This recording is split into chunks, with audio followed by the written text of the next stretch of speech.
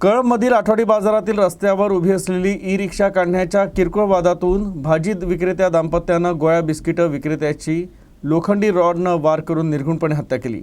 तर वादात मध्यस्थी करण्यासाठी आलेल्या एका तरुणावरही रॉडनं हल्ला करण्यात आला आणि तो किरकोळ जखमी झाला आहे। या प्रकरणी पोलिसांनी आरोपी दाम्पत्याला अटक केली आहे।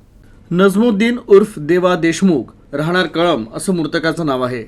तर नंदकिशोर थोरात, माया थोरात अशी मारेकऱ्यांची नावं आहेत। मारेकरी दाम्पत्य हे कळंब येथील आठवडी बाजारात भाजी विक्रीचं दुकान लावतात। दोघांनी नेहमीप्रमाणे व्यवसाय आटपून स्वतःच्या वाहनानं ते आपल्या घरी परत जात होते।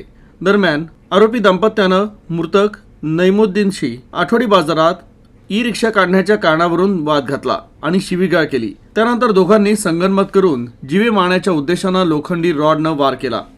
तर काही तरुण मध्यस्थी करायला आले असता त्यांनाही रॉडनं मारहाण करण्यात आली। तर एकाला डोक्यावर रॉड मारून जखमी करण्यात आलं। नसीमुद्दीनला रुग्णालयात दाखल केलं तर त्याचा उपचारादरम्यान मृत्यू झाला। तर या प्रकरणी पोलिसांनी गुन्हा दाखल करत आरोपींना अटक केली।